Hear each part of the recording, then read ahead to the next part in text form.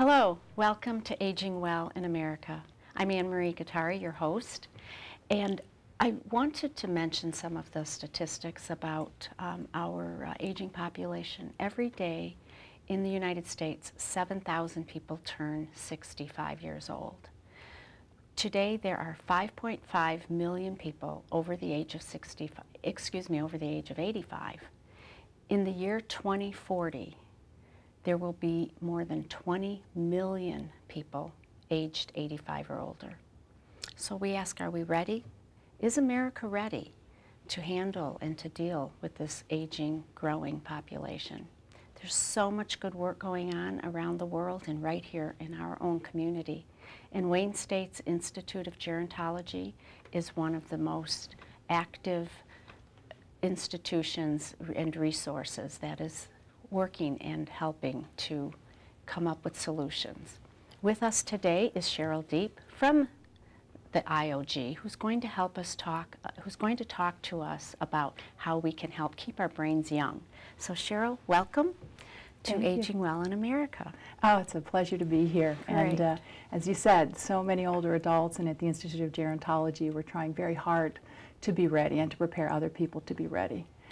So I know there's a lot of serious research that goes on at the Institute, but there's also a lot of fun that results from that, and one of them is your program, which we call lovingly Brain Neurobics. So tell us a little bit about the brain and how exercising it can have an impact. Well, as you said, brain neurobics, which is kind of a play on the aerobics word, because aerobic exercise is so important to us everywhere. So we're trying to keep the brain fit and keeping it simple and keeping it fun, something that every older adult can embrace.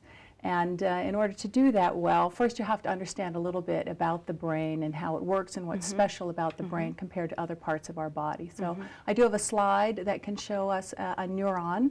Okay. And if you, as the slide comes up, you'll see that neurons are special kinds of cells that have finger-like projections.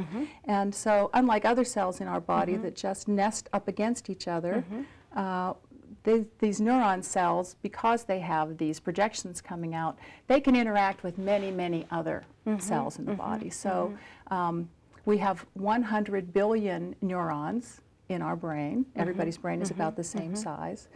That's a lot of neurons. And those 100 billion neurons can make 100 trillion connections because of the way they interact with electrical impulses. So that's a lot of connections. And the really interesting and important news that's come out in the last 10 years is that the brain is not stagnant. The brain continues to grow and develop throughout our lives. We used to believe that after age, well, at some point after age 5 or 6, that brain growth pretty much stopped. There might be some pruning of what had been there, but there would not be any new cells. Now we know better. We know that until the late 20s, there's a lot of active growth in the front parts of the brain, where we have impulse control and judgment. And we also know that in the hippocampus area, kind of in the center of the brain, we make new neurons until the day we die. Really? So, yeah, so that really is good news. So, and we do have there are things, we do have a certain amount of control over making those new neurons. It's not just a matter of what we're dealt genetically. Absolutely. And the only way you make new neurons is if you need them. It's like building muscle. You know, if you don't lift things, the muscle deteriorates and those cells go away. If you start lifting again, you can build new muscle. Well, you have to stimulate the brain to make these new neurons. And most of us kind of get lazy as we get older, and we don't have as many opportunities for stimulation. Just like everything, we just try, we tend to slow down and do less of what we had been doing. But this is one area where we really shouldn't give up on. Absolutely. And the beauty of this program that we've taken to many community centers and senior centers in the area and are happy to bring anywhere that they're interested in it free of charge is that it's simple. These are easy changes you can make in your life that can make perhaps a profound effect, can actually change the structure and the function of the brain. Really? Okay, well, you've got some experiments here. Yeah, so I have some take props. A look. I have brought some props. So let me talk to you a little bit about the specifics of brain neurobics. I have another slide that talks a little bit about that with a cute picture of a brain, yes, on an exercise bike. That's what we're trying to do, is get your brain onto an exercise bike to get it moving. There is science behind it. Dr. Lawrence Katz is a neurobiologist, and he devised it. Some of what we're going to play with here will stimulate the brain, but there are some other important things you need to do for your brain to make sure this works well. And one thing we can all do is try to avoid stress. That's very critical. Easier said than done. Easier said than done, absolutely. But when we're stressed, it affects our memory. We make a stress hormone called cortisol, and it can very much impact the way that short-term memories are laid down as long-term memories. So we really have to relax and take it easy. And people know that when they're in situations like this, say, being videotaped. They can't remember anything suddenly because the camera's on them. Stress will do that. Sleep is very important. 70% of the activity of the brain happens at night while we're sleeping. And if you don't get good, deep sleep, you can't sort and filter memories and organize them in such a way that you can bring that information back when you need it. So the brain is very active at night. You have to get good sleep. Exercise, physical exercise, always important. The brain is, in the earlier slide we talked about the oxygen needs of the brain. And even though it's only about 1 to 1.5% of our whole body, it takes up 20% of all of the oxygen. It's really an oxygen hog. And so physical exercise that can make the blood flow and get the oxygen pumped up into the brain is critical. So actually the last three things you said, to me they seem interrelated. Stress is bad, sleep is good, exercise is good. And one way to avoid or at least try to minimize stress is sleep and exercise. Absolutely so right. So the three really do have a causal relationship. They work in tandem and they all augment each other. Yeah. Yes, very true. And the last very important thing, if anybody doesn't know this yet, they really should, is to stop smoking. Smoking is bad for every organ in the body and in particular the brain. Yeah, so. Well, enough can't be said about the implications of smoking. I'll just mention briefly, I've talked about my mother before and I've written about her. She recently passed. She smoked for 50 years, 50. And from about age 75 on, we noticed her cognitive ability began to diminish. And was she still smoking? No, she stopped at the age of 70 because she had to, but she started at 20, so 50 years. Her last 15 years of her life, I would say, were not very fun for her. COPD, congestive heart failure, dementia, and diabetes. Wow. And the last 2 years, we were caring for her 24/7. And I attribute a lot of that, the beginnings of it anyway, to smoking. And she did too. And if she hadn't stopped when she did, it might have even been worse. Yes, So I encourage people, even if you're in your 50s, 60s, stop smoking. Our non-smoking advertisement. So, So brain aerobics, one of the basics of it is to try to get the right and the left lobes of the brain to talk to each other, the hemispheres, to cross over and make those new connections. So some of the fun things we do, and I'm going to ask you to be part of that. Here I'm getting a test. Is to try and take advantage of the non-dominant hand. So if you're right-handed, it would be your left hand. If you're left-handed, it would be your right hand. You are right-handed. I am. So we're going to have you try something with your left hand, and your left hand only. In the class, we do this note card, name card, and they have to write their name, and there we give them markers because it's easier to do this with a marker than a pen. Use your left hand and just write your name. You can print it or you can use cursive if you're good at that. All right, I'm going to print it. And we find that there's great variability within classes. Some people are pretty good at it, just naturally, are a little ambidextrous, and other people really, really struggle just with this part of it. And that's not bad. Yeah, spacing got a little squished toward the end, but that's a whole separate issue. You have a long name, and that's pretty good. Okay, all right. Okay, not too bad. Did you ever, when you were younger, break your right hand? No, never. Okay, I have always left used my right hand and right. So you're okay. kind of balanced in your ability. Now we make it a little now harder. I know what you're going to ask me to do. Yeah, and you see the mirror that I have really here. hard. We ask people to turn it over on the other side so you can't even cheat and look at your name. And it's called mirror writing. Okay. And so each letter is flipped around, and then the order of the letters is backwards to forward, so that when I hold it up to this mirror, it should look perfect. All right, I'm going to just use the first. I'm just going to write Ann because N's are tricky. N's and S's can be very tricky. Okay, this was kind of easy. Now you got it. Yeah. That I could really have. That worked. Looks good. Okay. All right, I gave myself an easy way to do it, though. Well, the name that I demonstrate it with is my daughter's Hope, which is very easy too. Yeah, because my own Cheryl is a little trickier. Yeah, so like an A, you know, it goes both ways. Right, exactly. All right. Now, but let me ask you a question about that. Why is it important to use your non-dominant hand? What does that do to your brain? Well, over the years, because we've used the dominant side, some more than others, our brain kind of gets in a rut. And so it's done the same thing over and over again. Every day the routine is the same. And again, it's like that pathway that you make through the woods. It's easy, that's the way the brain is going to want to go, and you have to force it into the underbrush in order to get it to do new things and stimulate growth. So using that other hand on a daily basis forces it out of the rut. So we encourage people, we give a tips sheet of many things that they can do. Brush their teeth with their left hand. It's easy they're enough. non-dominant. Comb their hair. Try to button the buttons on their shirt when they're dressing in the morning, give themselves a little extra time. What I really like to encourage is eating with your non-dominant hand, because that serves two purposes. Not if you're wearing something that can't get dirty. Right, right. At home where no one's watching, not at a fine restaurant, unless you get very good at it, which you will over time. I promise you that within a week or two, you see this enormous improvement in ability, and you'll be able to write and do these things and brush your teeth almost as well with your non-dominant as your dominant. And as silly as that seems, you're building neurons and you're building new connections. Yes, stimulating some brain growth. Great. The eating, with the other hand, also slows you down. So if you eat slower and you savor your food more, maybe you don't need to worry about weight gain as much. It also stimulates the senses, which is another part of brain aerobics that we like. We try to fool the senses a little bit. So if you're eating, close your eyes for a second, just try and smell the smells of the food, use your taste buds, taste it, try to identify it just by smell and taste.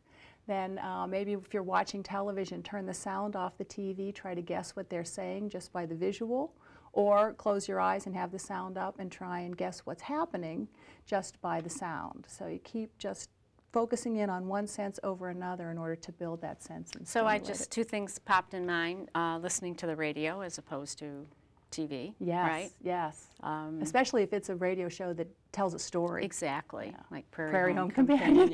Exactly. And foreign films with the subtitles. With the subtitles, right? yes.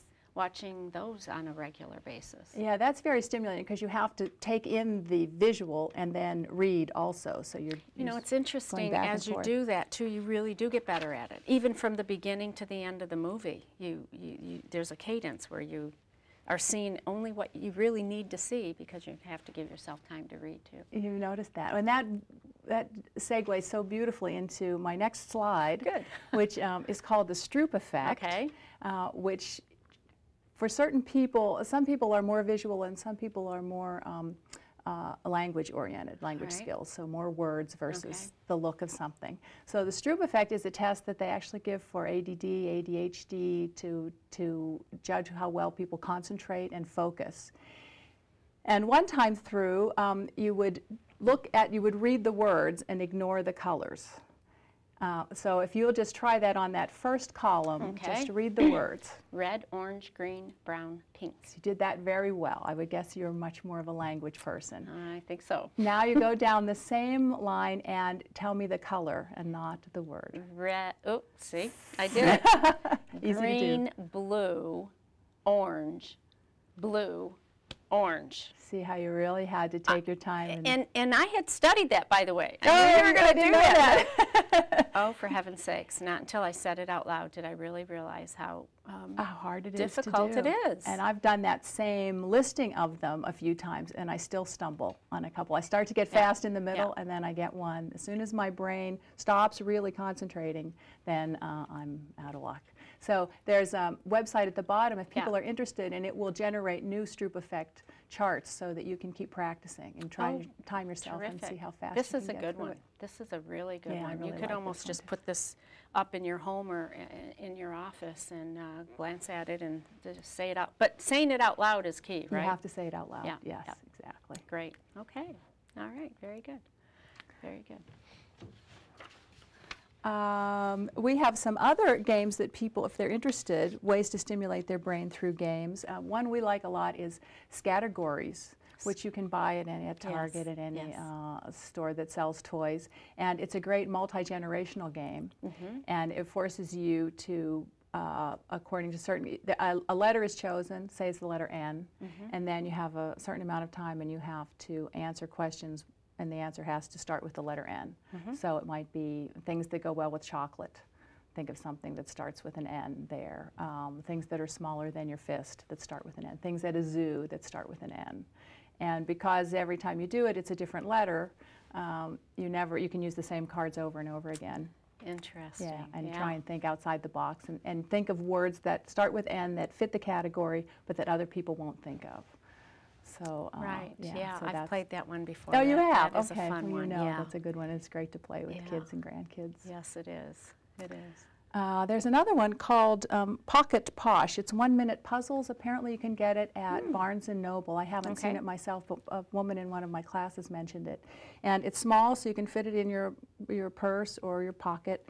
And it's just, when you have some time, you're waiting in line, a spare minute and a pencil, and lots of different kinds of puzzles that you can do. Just to, interesting. Keep stimulated. As opposed to looking at the BlackBerry or the iPhone and well, and there are good ones on those too, though. If you are an apps person. Well, I mean to play the games as opposed to answering emails. Oh yes, right. Yeah, Exactly. Yeah. No, this and is I know much that's more a whole other discussion as well. The whole electronics and connectivity and what the brain is doing with that. But I will mention here, people often ask me about multitasking because they seem to think as they're getting older that they're having a more difficult time multitasking.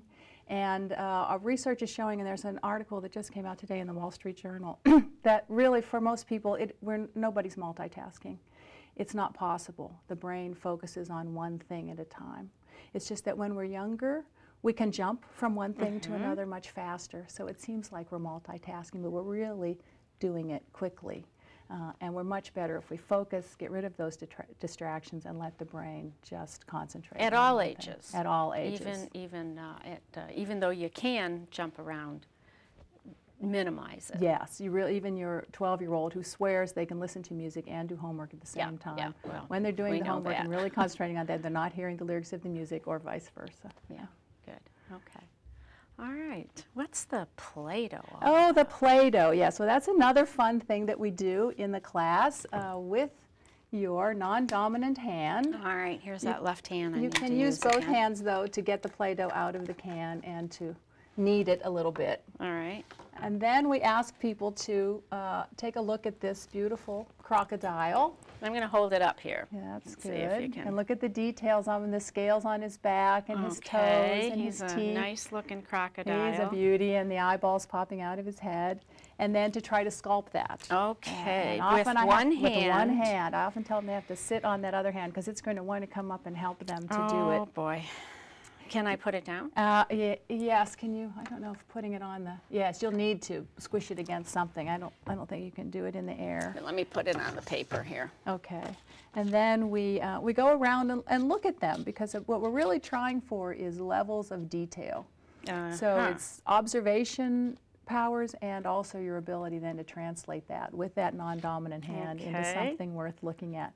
While you're working on that, I'll talk about how using the non-dominant side really does spur creativity for many people. I know some artists who will intentionally draw sometimes with their non-dominant hand, just to sketch, because it stimulates something in the creative centers of the brain. Okay, right now I'm trying to multitask, yes. listen to you and do this, and I'm really doing a poor job of it. Oh, is that going to be your excuse if your crocodile doesn't turn out very well? That is absolutely my excuse.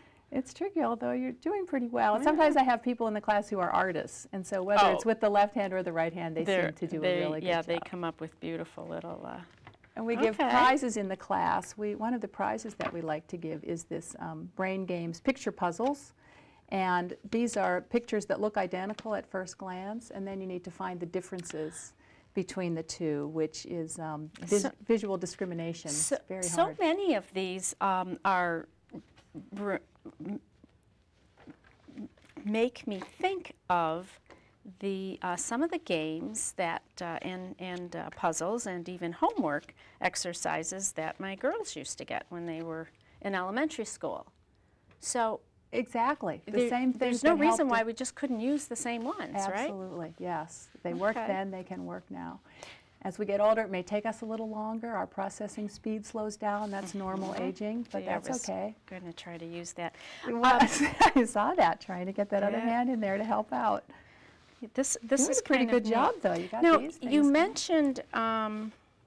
You mentioned your classes and your program. Yes. So you mentioned in the very beginning that you do take this around the community.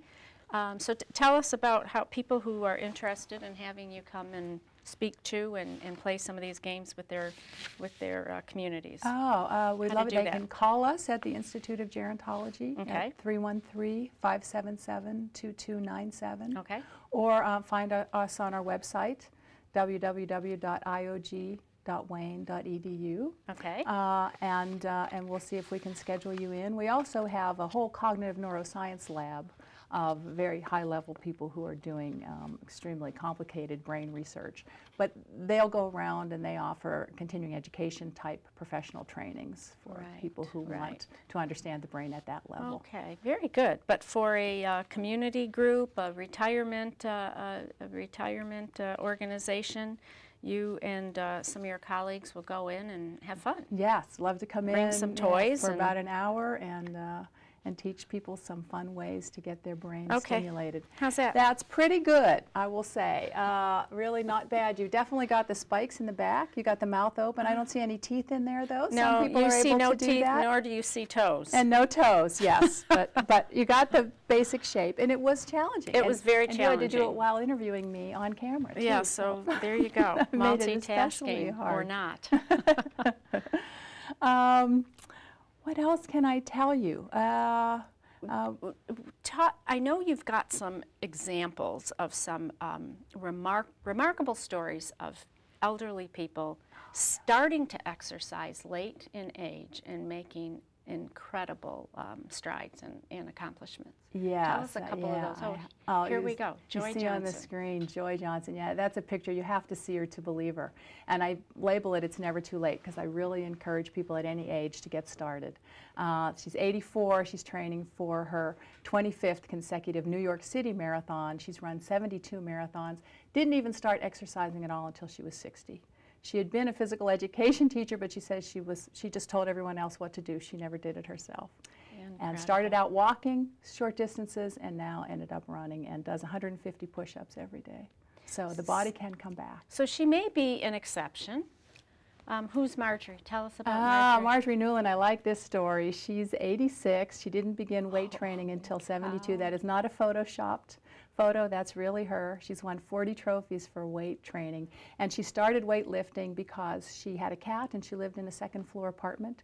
And she knew if she bought 50-pound bags of cat litter, it was much cheaper than 10 or 20-pound bags. And she wanted to be able to carry that 50-pound bag up the stairs. So she went to her local gym and she asked the guys if they could help her. And of course, they kind of laughed at her, but they're not laughing anymore. Oh, for heaven's sakes. And so where is Marjorie? Where does she live? She was in Massachusetts. Okay. And unfortunately, just recently she passed away, but it was leukemia, and it had nothing at all to do with, it was something that couldn't be helped. But her brain was in great condition. Those are two incredible examples, very inspiring stories. But I would think that before you get onto a program like this, you probably ought to have a thorough physical exam. Absolutely talk to your doctor. And really know the condition of your heart. Yes, yes, and check your medications and what you can and can't do. But Exactly. please don't use the "it's too late for me" as an excuse. It is not. It is not. As you say, we can all even do something. walking Yes, is, very is good. something that we should all do and do more of. And that's simple. Just park further away. Instead of looking for that parking space that's closest to the door, get one that's a little further away. Right? Absolutely. Or if you have mobility issues, when you're watching TV, a can of soup in each hand. Do some exercises like that to get the blood pumping. Yeah. There's some other simple ones that I've heard you mention, like watching TV standing up. Yes. Standing on one foot. On one foot for balance, Yeah, because that's balance right. is often a problem Yeah, for older that's adults. right.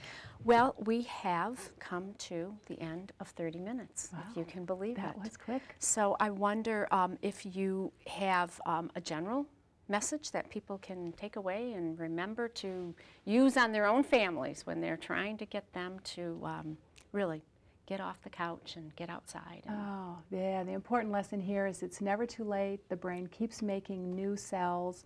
Do new things, different things, learn new things to stimulate those cells. Get good physical exercise so the brain gets all the oxygen it needs. Eat well, don't smoke, and get a great night's sleep. And very quickly, I know we did not talk about Alzheimer's and dementia as a condition that impacts brain memory, but you always get that question. So what's the short answer? Can these exercises prevent Alzheimer's? They cannot prevent Alzheimer's.